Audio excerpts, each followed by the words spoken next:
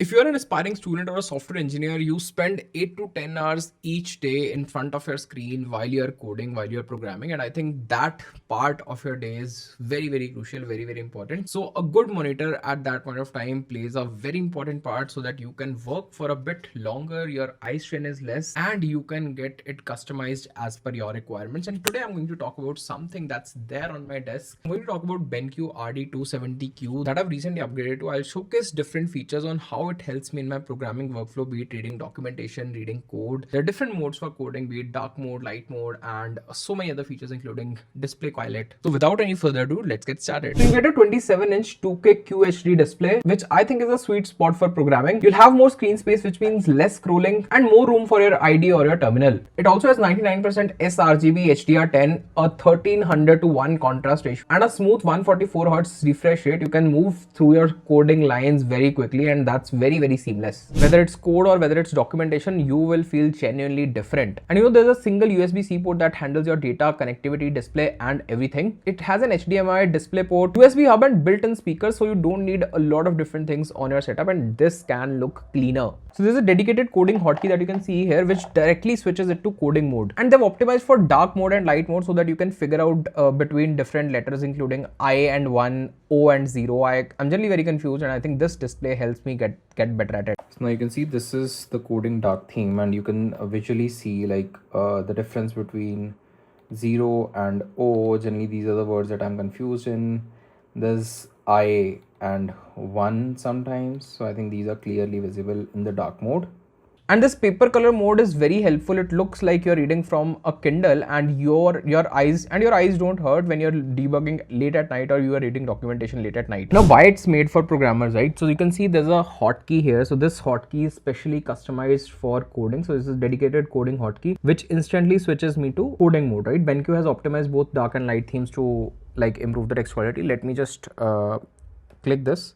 So you can see there are a few modes, and there's a key below with which I can look out for coding theme. So this is the coding theme, and you can change the contrast. This is coding dark theme. For example, if you want to code in a dark theme, for example, if I open VS Code here, now this is VS Code, and if you're coding in dark theme, I think the screen is something that you would want to check out.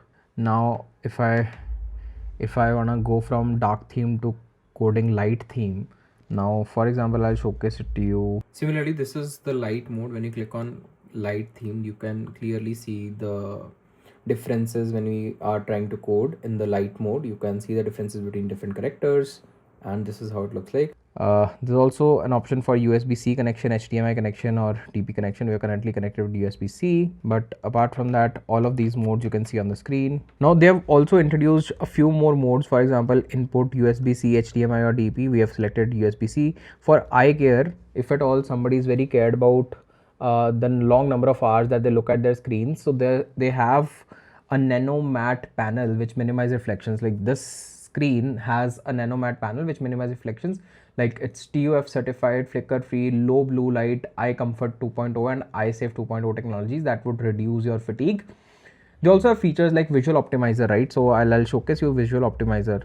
So this is, for example, here if you'll go to eye care, there's night hours protection. You can switch for night hours protection if you want to work for long hours at night. If you want to work for long hours at night, you can turn on the night hours protection. If you want to have low blue light, right, you can increase this or reduce this. This visual optimizer, it can switch for what kind of mode you want to get into. If you want to switch it on, now visual optimizer will be turned on. The mode, if you want color temperature, brightness, or you want light meter on or off, or sensor sensitivity, that is also taken care of. There's color weakness also, that's there. You can move from like RGB, however you are comfortable, you can move it. It's currently in the middle.